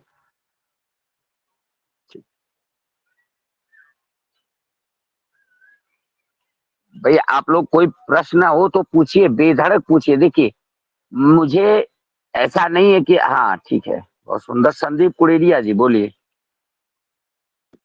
जी प्रणाम गुरु जी, मैं संदीप कुलेरिया वाराणसी से। बोलिए संदीप। जैसे गुरु जी आपने बताया था गुरु जी रवि वाम विचार, तो गुरु जी अभी आपने बताया कि गुरु जी जिस लग्न में गुरु जी गृह प्रवेश करना है उस लग्न का चक्र बनाइए और सूर्य उस लग्न में जिस स्थान पर बैठे उसी से वाम रवि का विचार करना चाहिए। ठीक। जैसे मान लीजिए अभी गुरु जी सूर्य इसमें मिथुन राशि पर है, तो गुरु जी अगर कोई भी चक्कर बनाएंगे तो गुरु जी सूर्य को तो गुरु जी उसी तीसरे नंबर पर लिखना पड़ेगा ना? काहे तीसरे नंबर पे सूर्य को लिखोगे? सूर्य को तीसरे नंबर पे ही काहे लिखोगे? अभी मिथुन लग्न की आप कुंडली बनाओगे तो सूर्य इस समय मिथुन लग्न में है। सूर्य जैसे आपको मिथुन लग्न में गृह प्रवेश कराना है और सूर्य मिथुन पे है, तब तो आप मिथुन में लिखोगे। अगर मान के चलो कि सूर्य उस समय कुंभ राशि में गोचर कर रहे हैं तो आप सूर्य को मिथुन लग्न में काहे लिखोगे? सूर्य को तो कुंभ लग्न में लिखोगे ना, कुंभ राशि पे लिखोगे ना, काहे बते आप मिथुन लग्न में लिखोगे? सूर्य जिस जगह पे गोचर कर रहे हो वही तो आप लिखोगे। जी गुरु जी। ठीक भगवान। बोलिए राम कल्याण जी। गुरु जी प्रणाम, मैं राम कल्याण शर्मा। गुरु जी मैं ये पूछना चाह रहा था कि गुरु जी जो लग्न बनाना है तो लग्न को हमेशा उत्तर दिशा की तरफ रख के बनाना है या उसको दिशा के द्वार के अनुसार रखना है? नहीं नहीं, लग्न आप सीधा सीधा लग्न बनाइए। वो तो मैं समझाने के लिए आपको आसानी से बता दिया था। आप जैसे चक्र बनाते हैं, आप सीधा सीधा जैसे मान के चलिए, ऐसे आप समझिए बात को हमारे। जैसे आप एकदम, उससे क्या मतलब है आपका दिशा से? दिशा में तो केवल आपको दिशा जानना है। आप सीधा सीधा चक्र बनाइए और मान के चलिए आपका सिंह लग्न जिस समय आप गृह प्रवेश करने जा रहे हैं उस समय मान के चलिए कि आपका भैया बाकी लोग म्यूट करिए, बाकी लोग म्यूट करिए। ये आदत अच्छी नहीं है भाई, कक्षा के समय अनम्यूट होना अच्छी बात नहीं है। अब आपका मान लीजिए कर्क लग्न की कुंडली है, तो कर्क लग्न यहाँ आपने लिखा 4, 5, 6, जैसे भी आपने लिखा आपने लिख लिया। 9, 10, 11, 12 कहीं छूट गया होगा, 4, 5, 6, 7, 8, 9, 10, 11, 12 कुछ छूट गया क्या कहीं पे? गुरुजी 4 के बाद छूट गया है गुरुजी, जस्ट आप लोग समझ लीजिए 4 के बाद 5, 6, 7, 8, 9, 10, 11, 12, 1, 2 और 3, ये हो गया आपका। अब इसके अनुसार मान लीजिए जो ग्रह जहां बैठे हैं वहां बैठा लीजिए। अब पूर्व मुखी द्वार है तो 8, 9, 10, 11, 12 इसमें देखिए सूर्य हो, यहां से लेकर के यहां तक सूर्य है, तो पूर्व मुखी द्वार के लिए गृह प्रवेश। पश्चिम मुखी द्वार है तो यहां से यहां तक शुभ है। ऐसे आप बात को समझिए, ठीक? बात अब समझ में आ गई? उत्तर मुखी द्वार ये शुभ है और दक्षिण मुखी है तो ये शुभ है। ठीक है, समझ में आ गया गुरुजी। बहुत बहुत धन्यवाद, बहुत सुंदर बहुत गुरुजी, बहुत सुंदर समझाया गुरुजी, अब समझ में आया।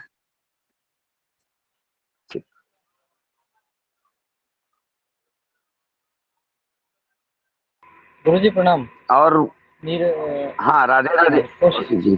कौशिक बोले जो ये जी कौशिक जी। अभी देखा है, जैसे आपने बताया कि भाई अगर मान लो पूर्व द्वार है तो उसमें 11वें भाव से तीसरे भाव तक, है ना?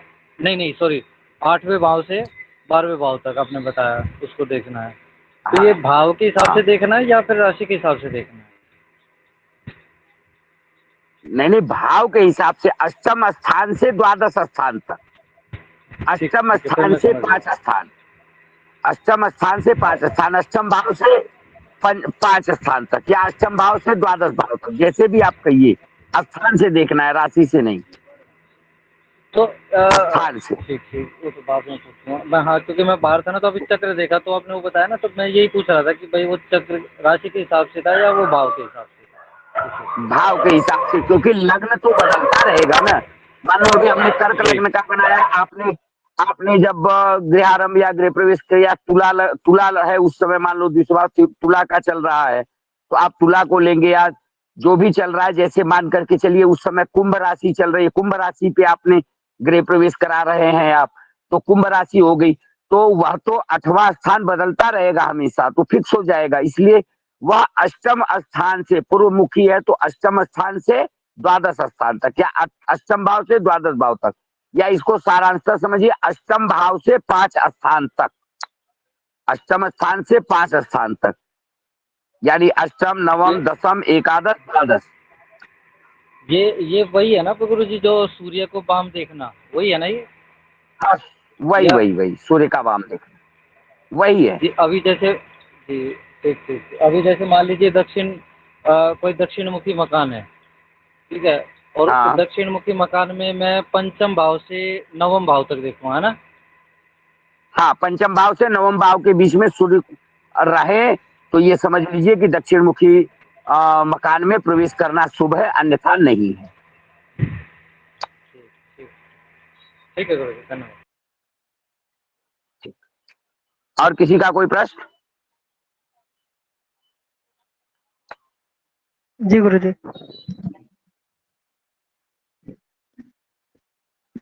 नहीं, किसी का कोई प्रश्न नहीं है। चलिए, बहुत सुंदर। गुरुजी हमें मेरी बात तो पूछने के लिए आपको कहा गया है, रेज हैंड करिए। अब डायरेक्ट क्यों चलते हैं भैया? गोविंद नंदा जी बोलिए।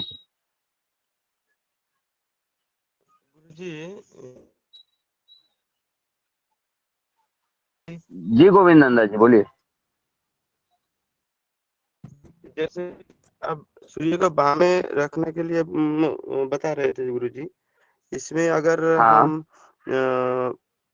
डाय रखते हैं, अगर पूर्व दिशा रखते हैं, तब ये 8, 9, 10, 11, 12 को देखते हैं। तो उसमें से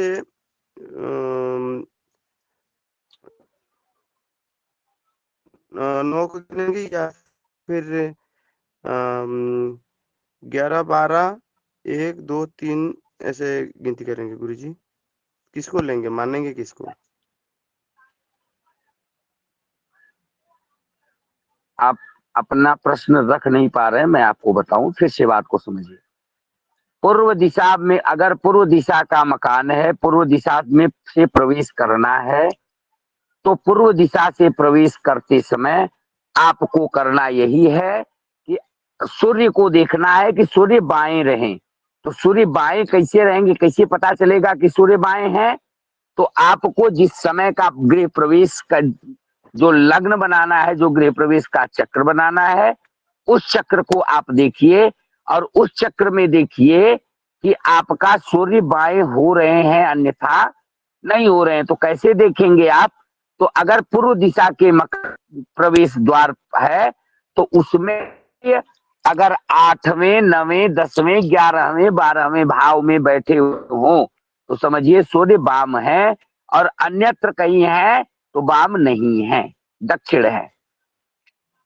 पश्चिम दिशा का मकान है तो द्वितीय भाव से खष्टम भाव तक चले आइए, आपको समझ में आ जाएगा कि सूर्य वाम है। उसी प्रकार से जो हमने नोट करा है उसको आप पढ़ेंगे तो समझ में आएगा। सूर्य बाएं उस स्थान से पूर्व दिशा के लिए अष्टम से द्वादश, पश्चिम दिशा के लिए द्वितीय से पंचम, द्वितीय से खष्टम, द्वितीय 2, 3, 4, 5, 6, द्वितीय से खष्टम।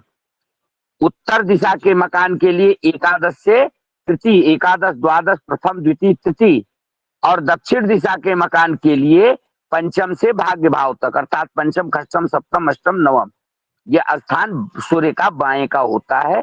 इसको समझिए आप। धन्यवाद गुरुजी, धन्यवाद। ठीक है, संदीप कुलेरिया जी बोलिए। जी प्रणाम गुरुजी, मैं संदीप कुलेरिया वाराणसी से। बोलिए।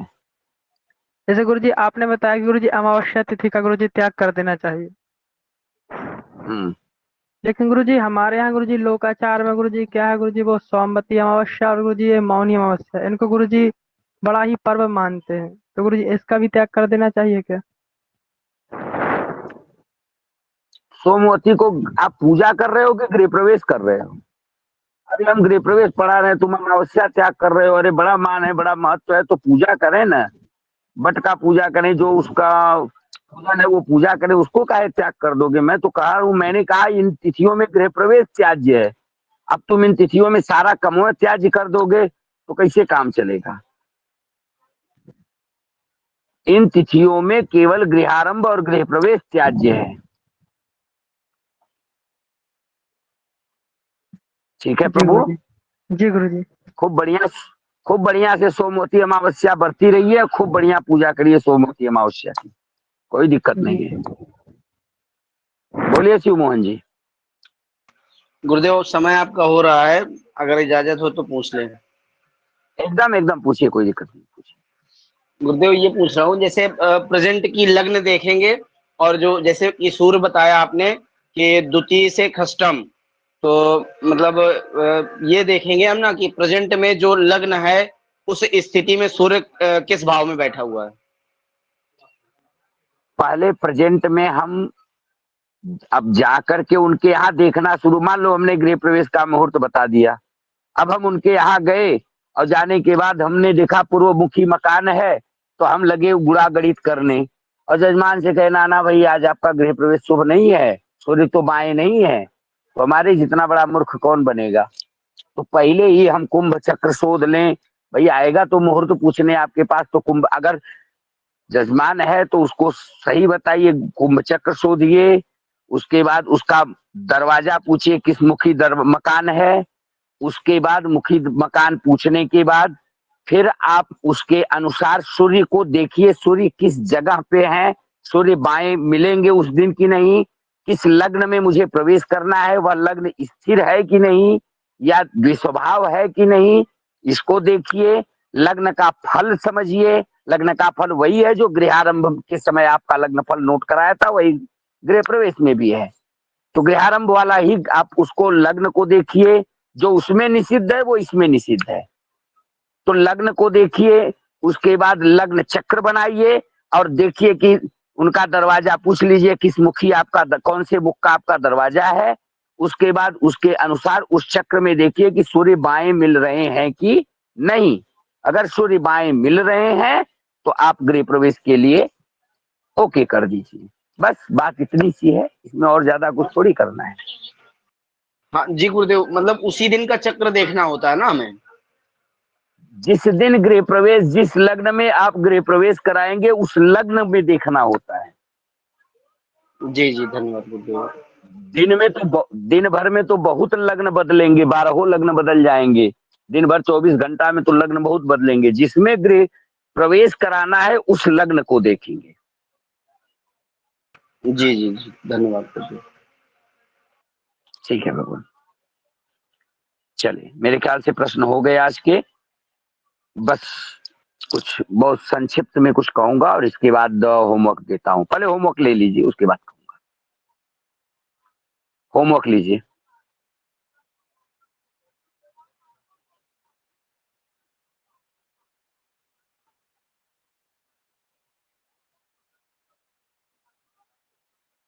मिथिलेश मिश्रा,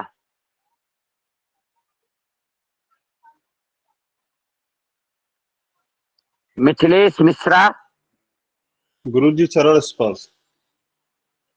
जी, आप नोट करिए। गुरुजी हमको कल दे दीजिएगा, थोड़ा हम बाहर में हैं। आप नोट करिए। ठीक है, नोट कर ले रहे हैं, बोलिए।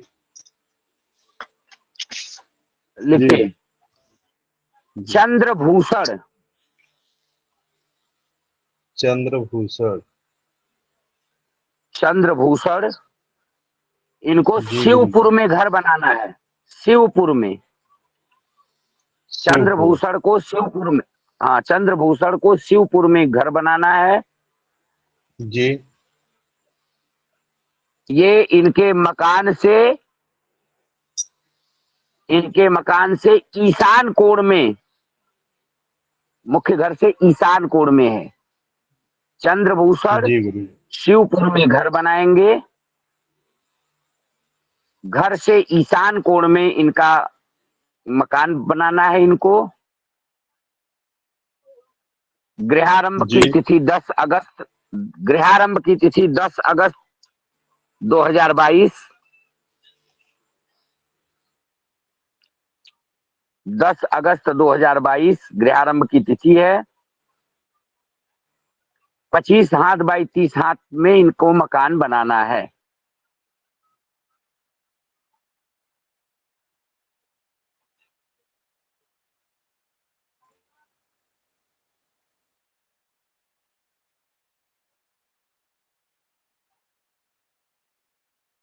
ठीक है भगवान।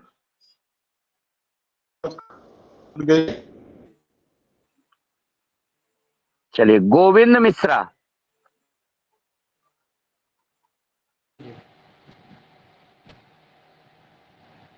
गोविंद मिश्रा।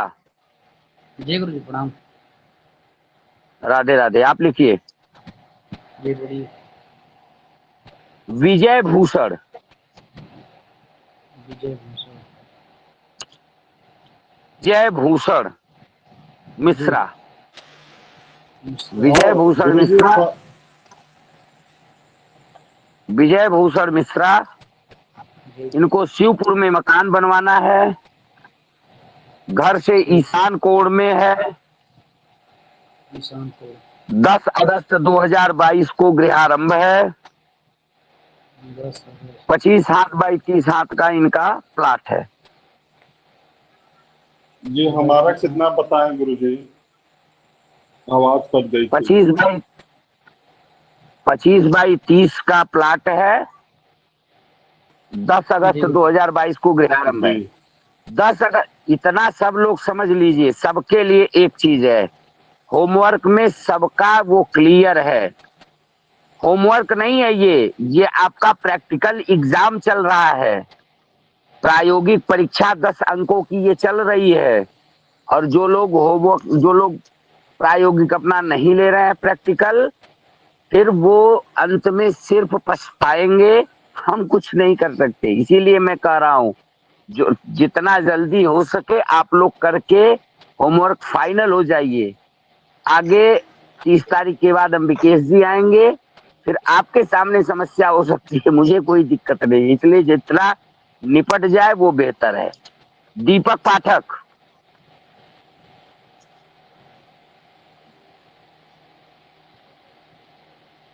दीपक पांडे हैं, सॉरी दीपक पांडे।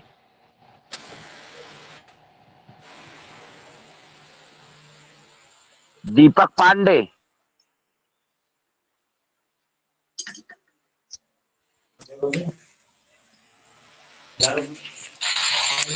प्रणाम जी। राधे राधे। राधे राधे दीपक जी। हाँ गुरुजी।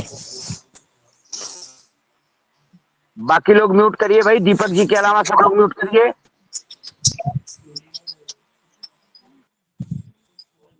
बाकी लोगों को समझ में ही नहीं आता कि हमें म्यूट करना है। दीपक जी, आपको होमवर्क नहीं मिला है अभी तक ना? हाँ गुरुजी, नहीं मिला अभी तक। चलिए लिखिए आप लोग, आप लिखिए। हाँ जी। श्याम भूषण मिश्रा। श्याम भूषण मिश्रा, ठीक हो गया। श्याम भूषण मिश्रा, बाकी चीजें सेम है। स्थान शिवपुर, घर से ईशान कोण में। 25 बाई 30 का प्लाट है। 25 बाई 30 का प्लाट 10 अगस्त 2022 को गृहारंभ। हाँ गुरुजी। ठीक है, ठीक है। अभिषेक पांडे। धन्यवाद। अभिषेक पांडे। हाँ जी गुरुजी। चलिए लिखिए, आप भी लिख लीजिए आज। जी भाई। कार्तिक भूषण मिश्रा। जी, कार्तिक भूषण मिश्रा। कार्तिक भूषण मिश्रा, स्थान का नाम शिवपुर, घर से ईशान कोण में मकान बनवाना है। 25 बाई 30 का प्लाट है और गृहारंभ 10 अगस्त 2022 को होना है। 22 का प्लाट, गृहारंभ 10 अगस्त 2022 को होना है। 10 अगस्त 2022। जी धन्यवाद। चल, अब मेरी बात सुन लीजिए आप लोग। फटाक से दो एक पॉइंट बताएंगे, ज्यादा कुछ कहना नहीं है मुझे आज के लिए। बस कहना इतना है, देखिए आप लोगों के प्रश्न पूछने से मुझे किसी प्रकार का कोई दिक्कत नहीं होता, कोई टेंशन नहीं होता। मैं चाहता हूं अधिक से अधिक चीजें मैं आप सब लोगों को बता सकूं। जितना मेरे पास अनुभव है, जितना मैंने पढ़ा है, जितना मैंने अध्ययन किया है, जो कुछ मेरे पास थोड़ा बहुत है, वो मैं अधिक से अधिक प्रोवाइड कराने का प्रयास करता हूं। चीजें एक दिन में पूरी पढ़ा पानी संभव नहीं है। अब सोचिए, मैंने सोचा था कि मैं गृह प्रवेश प्रकरण एक दिन में पूरा कर दूंगा, लेकिन नहीं हो पाया। आज दूसरा दिन भी चला गया और अभी मेरा गृह प्रवेश प्रकरण पूर्ण नहीं हुआ। तो चीजें अधिक से अधिक प्रोवाइड कराने में, अधिक सरल समझाने में समय थोड़ा सा ज्यादा चला जाता है, जिसके कारण समय अधिक हो जाता है। अगर आप लोगों के प्रश्न जेन्युइन उस दिन के प्रश्न हैं जो हमने पढ़ाया, देखिए किसी भी कक्षा में, आप मेरी कक्षा में रहिए, कहीं अन्यत्र पढ़िए, आप ऑनलाइन कक्षा करिए, ऑफलाइन कक्षा करिए, कहीं भी करिए आप कक्षा, उसमें क्या है कि आप जो विषय वस्तु पढ़ाया गया उससे संबंधित चीजें नहीं समझ में आई, तो आप अगर उसको पूछते हैं तो एक अध्यापक को बताने में हर्ष महसूस होता है और उस चीज को वो समझा सकता है। जब विषय वस्तु आगे चली, पीछे की विषय वस्तु भी है एक बार तो प्रकाश डाल देता है, लेकिन जब आगे का विषय वस्तु पूछता है कोई व्यक्ति, तो ये दिमाग पे आता है कि अब इसको अगर मैं समझा दूं तो मेरा पीछे का विषय वस्तु मतलब आगे की कल की जो चीजें पढ़ानी है वो इसी में सार्थ हो जाएगी। अब बताने के लिए आज भी मेरे पास बहुत कुछ है, अभी उसमें चंद्रमा से भी विचार है और बाकी 2-3 पॉइंट्स और हैं गृह प्रवेश में जिसपे हमें लग रहा है कि कल का समय मेरा निकल जाएगा। तो वो चीजें बताना मैं अनिवार्य समझता हूँ, बताने का प्रयास करूंगा और बताऊंगा आप लोगों को। ऐसा नहीं